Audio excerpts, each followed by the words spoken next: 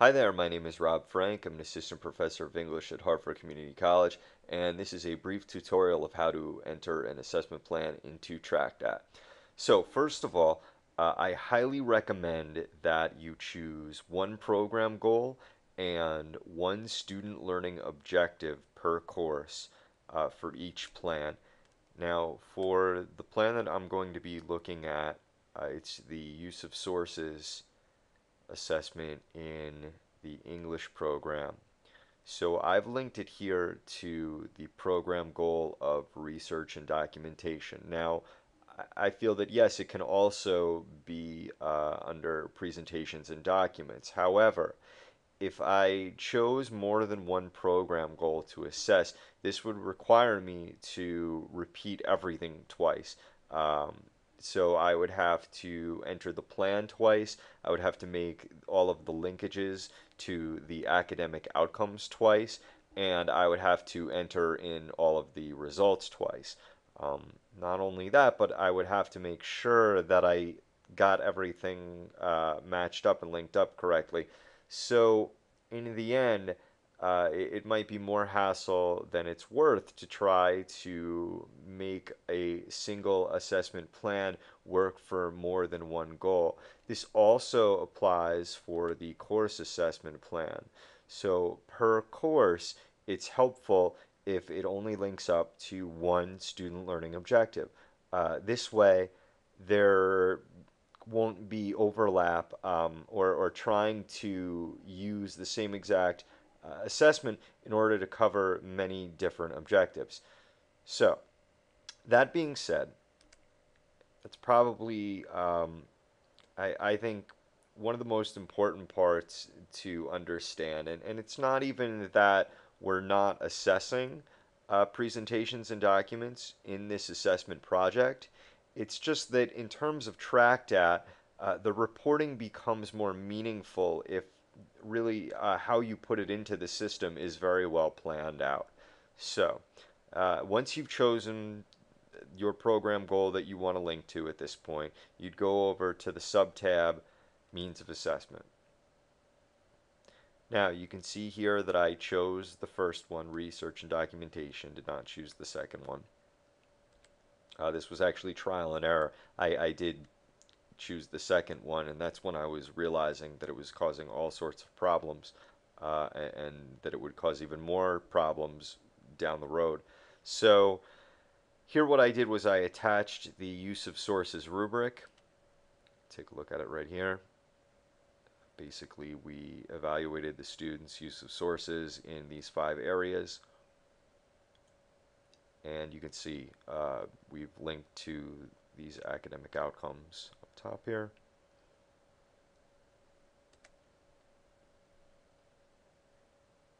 So here I've attached the use of sources rubric, and I do refer to it throughout um, the assessment plan. I can actually refer back to the same rubric over and over again.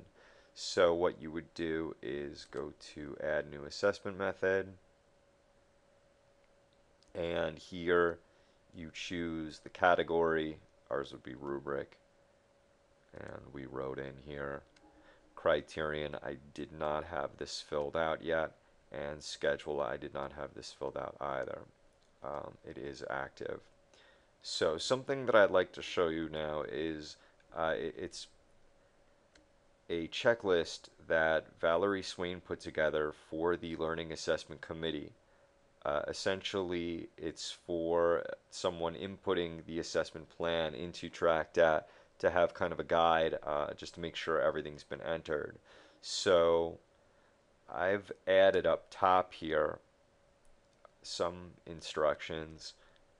Again, I wanted to stress the idea that it's actually more helpful to use one program goal and one student learning objective per course, per assessment plan. So another point that I'd like to bring up is that the program goals and student learning objectives only need to be entered into TracDat once. Once all the program goals are in, this first part of the checklist can just be, acceptable, acceptable, acceptable down the line because it's been done already. So the assessment plan then comes in here on the second page more, the means of assessment subtab, and you can go down and look at the areas where we were just looking, and you saw that yes, criterion, I didn't have anything filled in, so that would be a good spot for needs improvement. The schedule optional, that made a little bit more sense to leave blank, but that would be a good point that a reviewer might point out there. So at this point, we're up to the third part, related academic outcomes. Oops. I want to discard changes and related courses. I suggest going across the tabs here. I chose the courses that we are doing the use of sources assessment project in. Now, the related courses, we might have it in, say, you could say yes, we are looking at this goal of research and documentation that is going on in American women writers. So you could say yes.